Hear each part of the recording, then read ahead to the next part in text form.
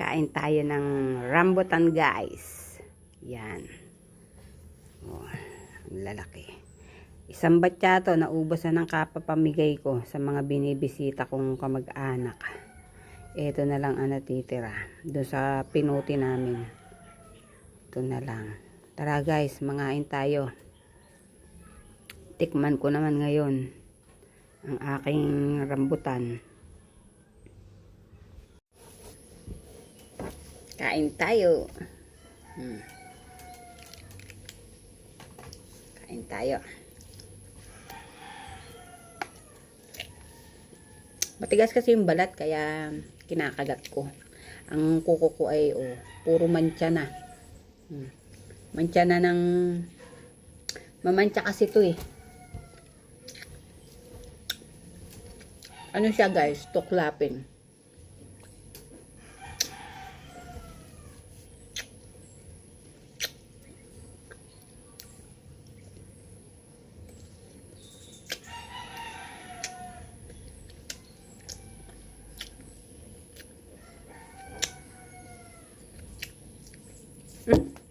Laglag pa.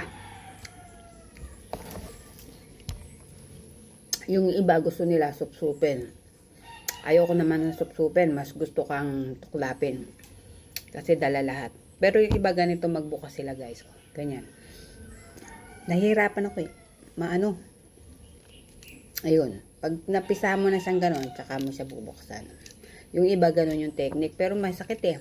Masakit sa kamay ng kapipiga. Ang dami nito guys.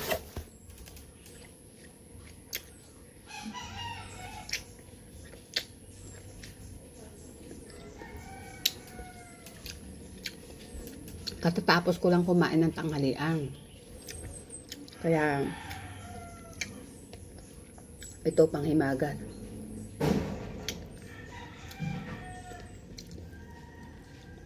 Wala yung kuya ko.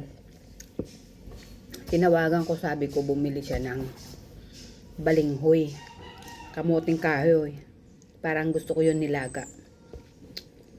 Kasi nakita ko sa isang kasisi na kumakain siya ng kamuting kahoy. Kaya parang naglaway ako.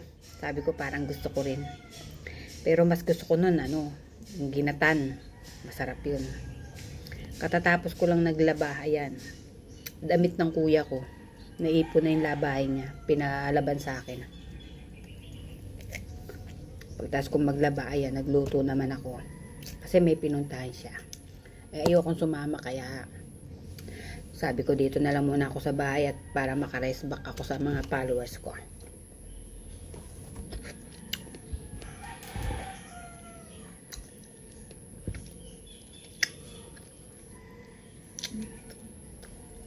Ang sarap guys, Alam nyo ba kung magkano ang kilo sa labas? Tinignan ko.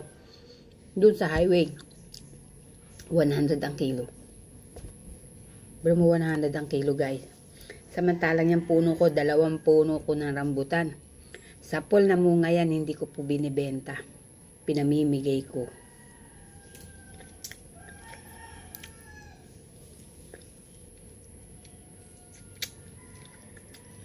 Kaya lang ang hirap manungkit. Alam niyo ba kung bakit? Kasi hindi naman pwedeng adyuhin ang rambutan. Yan. Ang sanga niya ay malutong. Konting lang bali. Delikado baka mahulog.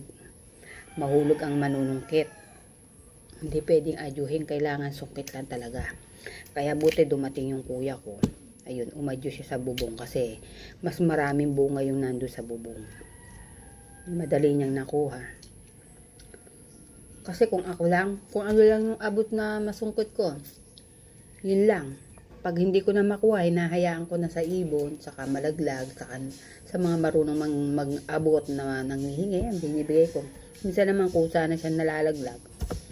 Ayun, kinukuha ng mga bata dyan sa daan. Yung mga magdaraan, may nanghihingi.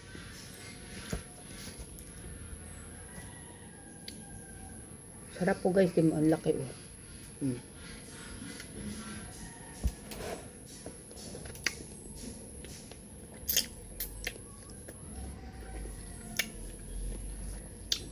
Nakakabusog din to Pero sabi bawal daw to sa mga may hika. Dahil ano siya, madakta, nakakahapo daw. Ewan ko kung totoo.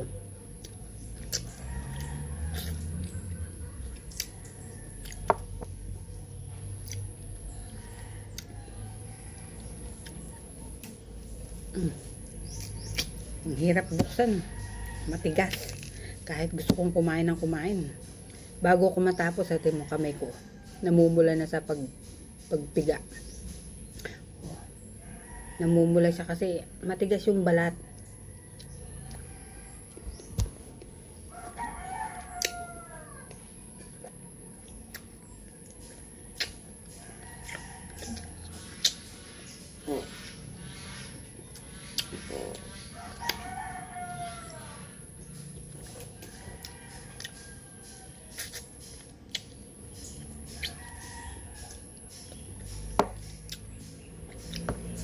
Alam nyo guys, kung meron kayong malawak na lupa, yung buto nito, mabilis tumubo.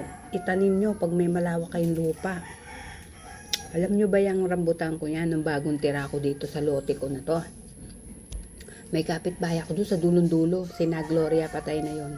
Binigyan niya ako ng 5 puno. 2 rambutan, 1 guyabano, 1 kalamansi, at 1 yung parang cherry. Tinanim ko lahat yun dito sa paikot ng aking bahay. Kaya lang, ang natira is, yan na nga lang rambutan. Kasi siya yung nasa loob ng bakod ko. Yung guyabano, nasa labas ng bakod ko na. So, yun, nandun pa rin. Pag namumunga siya, yun, may napuputi pa rin ako. Kaya lang, hindi na sa lote ko nakatanim. Sa ibang lote na. Okay lang. Tapos, meron pa akong kalamansi dati. Eh, kaso, matinik siya. Nung bago pa lang siya tumataas, matinik, lagi kaming natitinik, tsaka lumalampas sa kapitbahay, kaya pinutol ko. Sayang nga eh. Siguro kung yun eh, hindi ko pinatay, baka namumunga na rin yun. Sayang. Tsaka yung cherry, nakaharang sa mismong gate ko, kaya naputol din, kasi sobrang lago ng niya, ng sanga. Kaya ang ginawa ko, pinutol ko din. Ito ang nagwagi, 2 rambutan. Bigay lang ito sa akin, alam nyo ba, after 5 years saka siya namunga. O, diba? Bigay lang sa akin. Kaya, ang bunga pinamimigay ko din. O, blessing yun, diba? Patay na yung may-ari nito yung nagbigay sa akin. Tinanong niya ako, nung bago pa lang ako nagtatayo ng bahay dito, lagi siyang naandyan sa harapan, nakatingin siya. Tapos sabi niya, gusto mo ba ng halaman? Sabi ko, gusto ko po. Sige po. Ano pong klaseng halaman? Tapos dala-dala na nga yun. Nasa plastic. Sabi niya, o yan, tanim mo dyan sa iyong para may puno ka diyan. Pag tanda niyan, mayroon ka ng bunga. Hindi tinanggap ko, tinanong ko kung ano sabi niya, rambutan. Sabi ko, sige po. Ayan, after 5 years nga. Wala pa nga 5 years, 4 years lang namunga na. Tuntua nga ako eh. Tapos alam mo, nung namunga, binibigyan ko siya, ayaw niya. Yung pala dun sa loob ng bakuran niya, ang dami niyang tanim. Ang lawak ng lupa niya, 2,000 square meter. Puro puno na kung ano-anong prutas. Kaya nakakatuwa.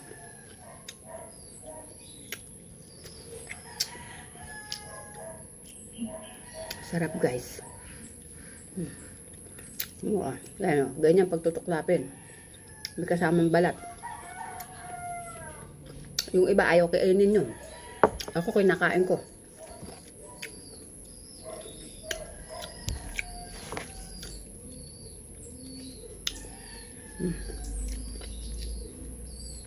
Masakit.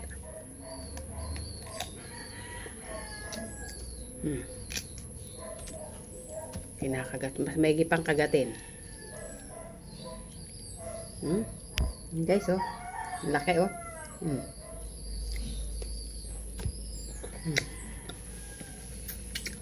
Thank you, guys.